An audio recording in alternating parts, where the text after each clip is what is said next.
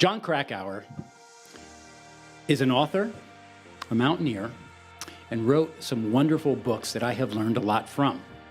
One of them is called Into Thin Air, which inspired me to become a mountaineer. But I read that first, followed by a book he had written previously called Into the Wild. And if you haven't read the book or seen the movie, do them both. But what I loved about Into the Wild, it provided insight into the reader or the viewer of the movie into how we make our decisions. And the story focused on a gentleman in his younger 20s who lived in the southeast of the United States, had recently graduated from college, and was considering graduate school. But he made a different kind of decision. And he made a decision to say, I'm going to leave all of that behind, I'm going to go to Alaska, and I'm going to live in the wild. And the theme of the story had to do with how we make our decisions, when we make our decisions, and the implications as to our age and its importance in the decision-making model. And what he talked about is in our 20s, if we were going to drop everything and move to Alaska, we would think about, we have a 97% chance that we're going to survive the wild. Yet, Krakauer talked about if we made the same decision in our 40s, we would look at it from a different lens and we would say, we have a 3% chance of dying, and yet we don't do it. And because of that, the difference between 20s and 40s can be huge. I say that because I want to introduce someone who provides insight into the decision-making model and is our guest today. I'm Chuck Garcia. Welcome to A Climb to the Top, Stories of Transformation on Talk Radio 77 WABC. Our guest today is Bea Wray. Bea is a professional speaker. She is an executive and has run many companies, but she is here today to share insights and stories into her transformation. Bea, welcome to A Climb to the Top. Hey, Chuck. Thank you. So happy to be here. It's great to have you here. Bea, warm us up to your background. Tell us, where'd you grow up? And what led you into ultimately your 20s, where your decision-making model really took over? Well, thank you. I like to say I'm from wherever you're from. I grew up in 13 homes, New Jersey, Ohio, California, St. Louis, Virginia. Always coming back to the Southeast. My parents both went to Savannah High School, and so that our heart was in spending holidays on the Carolina coast. Yet, I know there's some New Yorker in you. I can't get a Jersey girl? Well, I am a Jersey girl. Spent my high school years in Red Bank, New Jersey, but I speak like a Yankee because in third grade, I had to miss recess on Wednesdays in Ohio because they didn't like my Southern accent. So I had speech class instead of recess. I'm still catching up on fun in life as a result. Oh, yeah, you got to make up for lost time. Well, Bea, ultimately, you went to school in the Southeast. You ultimately went to graduate school at Harvard Business School. Tell us about the evolution of your career. What happened after college and where did it take you? Well, it's interesting. You started with Jon Krakauer and you started with a story of Into the Wild because I actually, all those years in those 13 homes, my mom talked about back to Atlanta, her roots.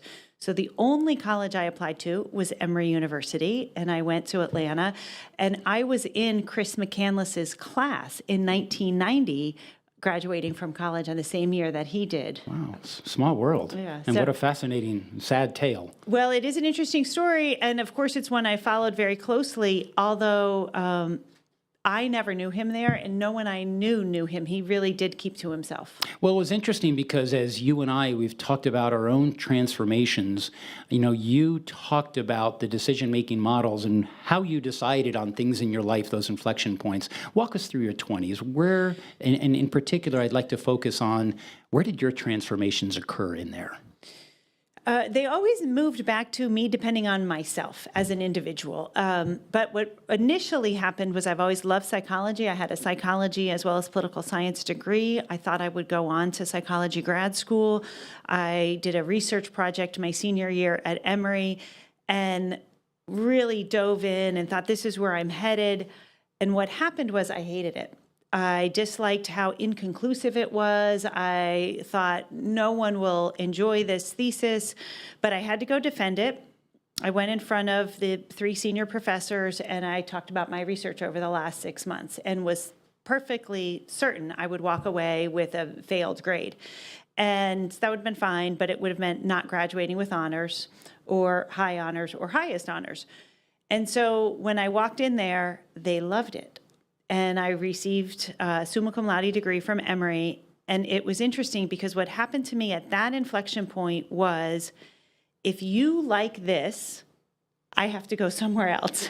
And so my success, I have in air quotes, of that project was what actually launched me into entrepreneurship, is because I just needed results more quickly, more conclusively. I didn't want to get into a world where I was researching and maybe 7 years later, after the right kind of subjects, we might be able to make a inconclusive submission or idea that we could maybe prove. That was not what I wanted to do. I wanted to go build a business and know that I was building it. Yet while you were building your business, you found marriage, love, marriage, children, and I suspect that must have had an impact into the decisions you made.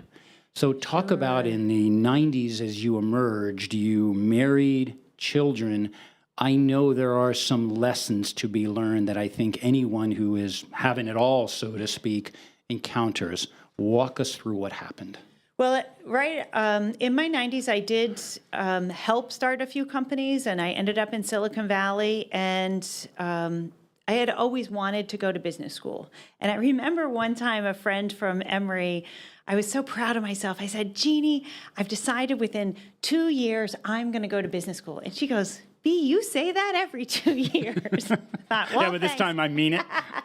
Well, luckily, this time I did keep up with it. And just like I had only applied to Emory, at that time in the mid-90s, Harvard Business School was the only school in the country that didn't require the GMAT.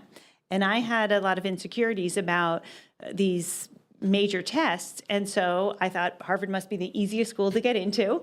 And I applied. And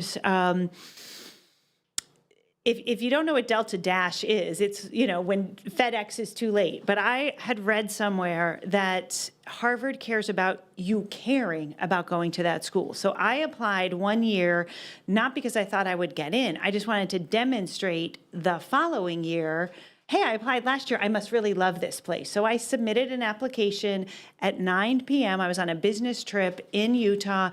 I drove to the Delta Dash counter in the Salt Lake City airport and submitted my application, never expecting to get in, just expecting to reapply the next year. And I actually was accepted in the class of 1997. And that was a big change for me, and that was pretty exciting. It must have been, because at that time, you ultimately led you to a TED Talk, where your TED Talk, you juxtaposed the lessons learned between what I learned in business school and what I learned from my children. And while that TED Talk is available, I'd like to explore the children part of it, because I think there's some really important lessons for our listeners to dial into. You were married and you had children, but there were some challenges along the way in the marriage that were probably unexpected. And often when you have problems in one part of your life, could they potentially spill into the professional side of your life? It's all connected. Help us to understand what you were going through and the experience, which is the name we give to our mistakes that you learned along the way. Well, you're right. I do think for me, Harvard Business School was an incredible education. I do believe that certainly you learn about business, but Harvard does a great job of setting up how to learn about people skills. Harvard there's so much more work there than any one person can handle, that you're sort of forced into these study groups and you meet every morning. And so you have to depend on each other. And so Harvard does a great, and then there's the case study method where you're learning more from the hour and 15 minutes of your 79 other classmates than you are the 15 minutes that the professor speaks. So the structure of the school and many, many things are all about, guess what? This life is about people. This is about relationships. This is about motivation. This is about setting a vision. And so as much as Harvard does a great job teaching those things, as I later experienced, when I thought about what do I really know in business and what do I do that's successful, whenever I looked back on skills that I had, where did I get them? For me, it was by being a mom. It was being a parent. I actually had the privilege of taking 6 years off to be home alone with my children. And so when I went back, I'd lost all confidence for a business. Could I succeed? Could I deliver anything of value? And it was at that point that my career took off. It was shocking to me and wonderful. And that's when I started asking, what am I doing here? What's going well?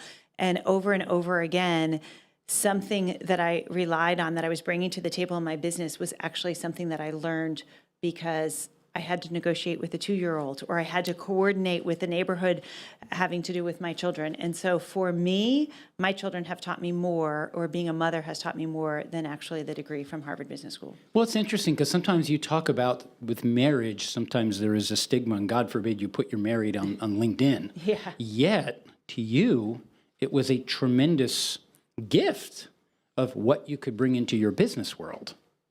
Well, certainly my family life was what I could bring into my business world. And I think there's differences for men versus women. There's actually a daddy bump, or there's a term for the fact that men who have children are actually paid more than their father, than their the peers that are not fathers. Whereas women, there's a decline.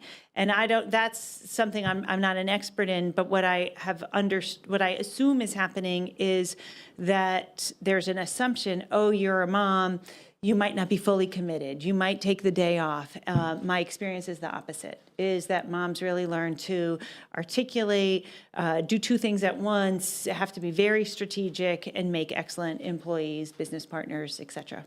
You're listening to A Climb to the Top, Stories of Transformation on Talk Radio 77 WABC. I'm Chuck Garcia, and my guest today is Bea Wray.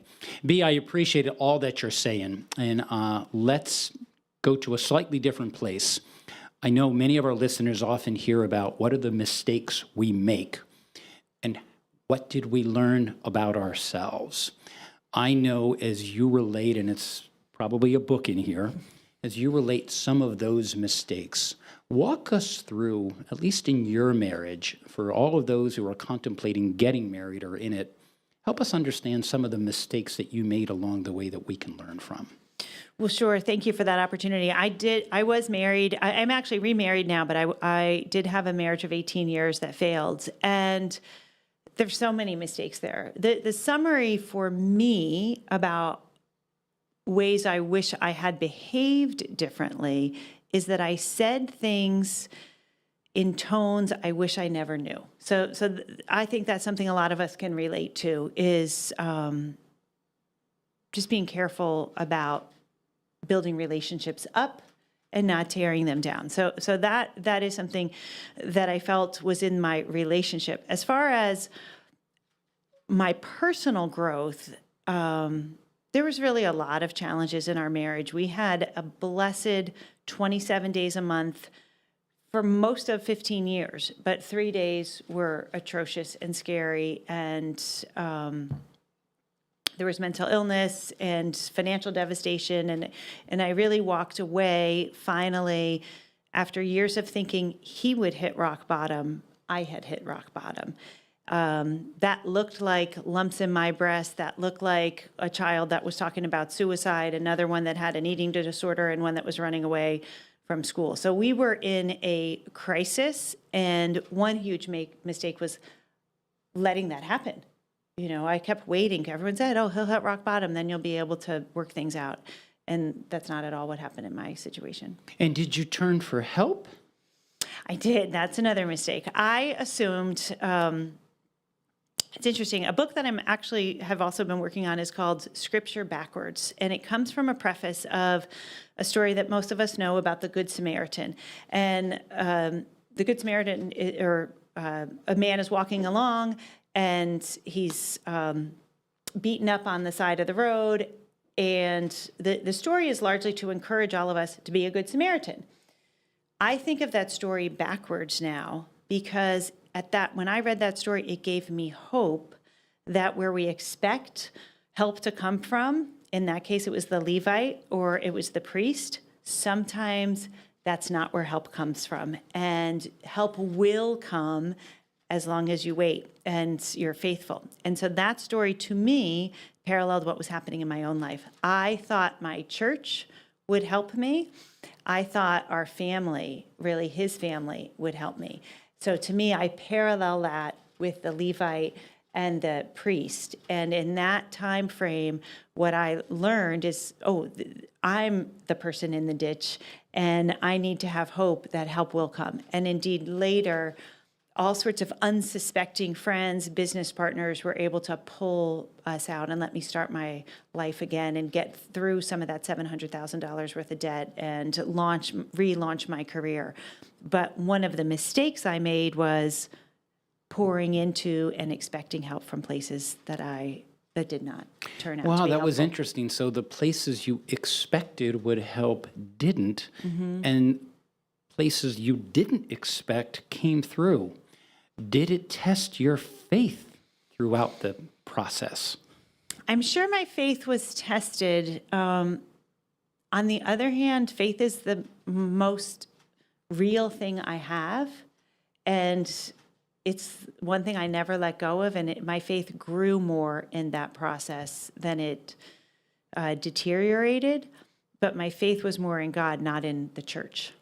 Right, that's interesting. But faith in God, and how about faith in yourself? Because there were, I'll never get into Harvard, and you did. Entrepreneur, I might fail, and God knows we do along the way. How were you feeling throughout all of this? Well, I've been very blessed, and one of the things I actually didn't tell you is when I got accepted to Harvard, I declined. You didn't mention that. Who declines Harvard? So I received a note. I was running a sales division for our company on the West Coast at the time. I was the West Coast sales manager, and the chairman of the board, a guy named John, came to me and he said, "Bea, you've been accepted to the most exclusive club, to a very exclusive club." I said, "What's that?" He said, "Harvard Business School." And then he said, "I want to invite you to be part of a more exclusive club." And I said, "John, what are you talking about?" And he said, "Those who decline Harvard Business School." And I said, "You're crazy. That'll never happen." And 2 weeks later, after meeting with the rest of the board, I moved from the junior sales manager of the West Coast to being CEO of the company. And I declined Harvard 2 years late, and I flew out and talked to them, but I did not get deferred. It had to be a decline. And so 2 years later, I had to reapply, all new essays, and now I had to actually take that GMAT test, which was the thing I had most feared and was the reason I had chosen Harvard. So I went back to that story, one, because yes, there are things in my life I didn't expect that I could do, and yet I was able to do them. And two, because time and time again, I've had an opportunity to exercise some muscle and, crawl my way through opportunities, and it always tends to put me in a place that was beyond what I could have imagined. You mean that in a good way? Yes, I mean that in a good way. Because Absolutely. what you're speaking of, Bea, is really the conditioning along the way. We all take punches. You learn to develop a thicker skin. You learn to get comfortable more within yourself, recognizing the rest of the world has certain expectations. But you've got kids to raise. You have a career. You have a marriage. All of that takes its toll. Yet you seem to continue to find a way to come out of that and to be your wonderful, cheerful self. Well, thank you. One of the things people have said to me a long time is, I don't understand how you do all that you do and how you do it with a smile. And my only answer is I could never do it with a frown. Right. Gratitude and cheer give us the energy to face the day. And it's like saying, drive your car without the gas. Yeah. I could never do that. But you're right. I mean, I truly believe, my heart is broken that my marriage failed, that my children's father is not my husband. On the other hand, I received a great gift. I was able to love someone that didn't love me back. And I truly believe that exercise, the muscle that I gained from that, the way I had to force myself into gratitude. I had to force myself into pulling the britches up and getting ready for the day and putting a cheerful smile on in a way that daily grind for the 10 years that I went back to that marriage has taught me how to live the rest of my life. And every single day, something happens with a business partner, with a child, with a co-parent on the basketball team that the old me would have gotten flustered with. The old me would have turned a tiny problem into a bigger problem. And now I have a little bit of that muscle is stronger, and I'm able to smile and make the most of situations. And had I not had that experience, I would not be the person I am today. You're bringing in, it sounds like the evolution of the Krakauer story. You know, your 20s, your 30s, your 40s, the decisions we make at 20, when you reflect at 40 and you look back, how could I have made that decision? Yeah. So you learned along the way, did you not? With each passing year, you just got better at this decision making. I hope so. Yeah, I'd like to think so. In the time remaining, we want to be sure that we leave our listeners and our reviewers with certain takeaways. And it seems to me, I really reflect very much on your Harvard experience. I want to do this in two different phases.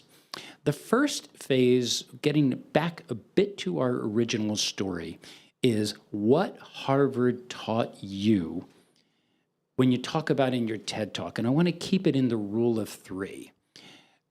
Is it Harvard taught you or your kids taught you? Where does the juxtaposition appear between each of them?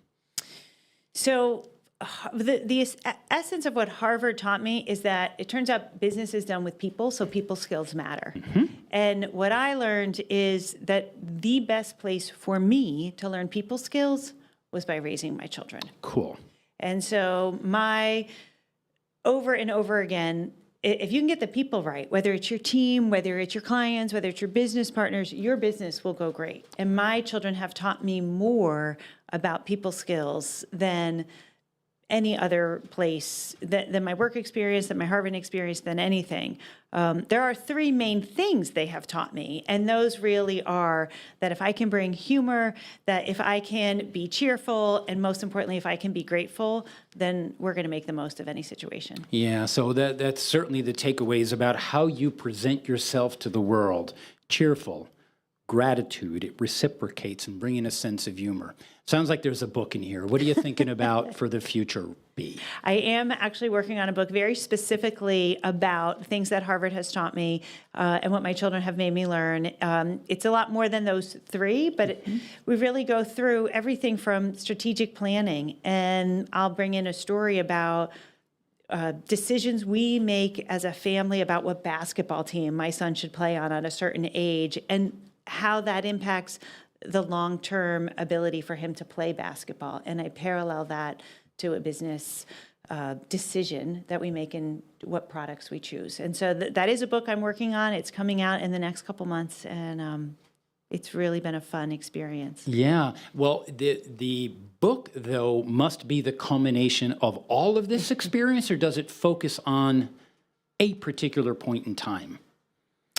It's a culmination of all of the experience. You know, I sort of go through things that are most important, like negotiation and strategic planning, and kind of go through what I think are 16 important lessons to know as an entrepreneur. Mm-hmm. And then I'll pull in business experience, parenting experience, and Harvard Business School lessons. And who is the book written for?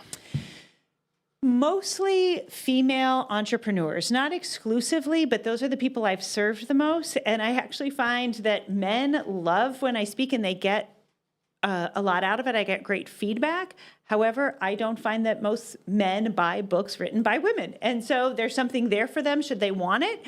But I also think it's women that feel more stress. It's women that belittle their own accomplishments. It's women that do a lesser job of leveraging their experience. So I'm sure you've read that if there's a job offering, men will typically apply for a job even if they only have 24% of the experience. Women need 85% of the experience. And so that the book is largely speaking to that point, is to say you have experience you're not even giving yourself credit for. So let's talk about that. Let's relate to that, and let's encourage you to stretch farther, to reach beyond, and to know your own value.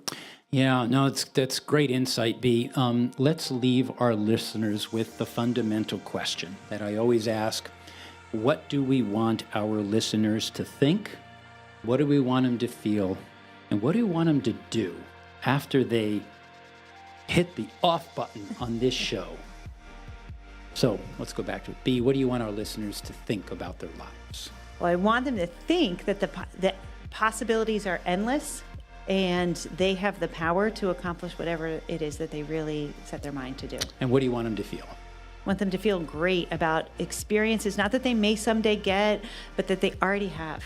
I want them to look and feel great about relationships and things they've already overcome and see where they can leverage them. And then with the last one, the action. What do you want them to do? Is to get started. Right. Is to get started. You know, the obstacle is the thing you see when you take your mind off of your goals. Don't wait for everything to be perfect. Yeah, get going. Just started. Well, Bea, it has been a real pleasure. Thank you so much for coming on to the show. Absolute delight. Thank you, John. You have listened to Climb to the Top, Stories of Transformation on Talk Radio 77 WABC. I'm Chuck Garcia. I thank you for tuning in. See you next week.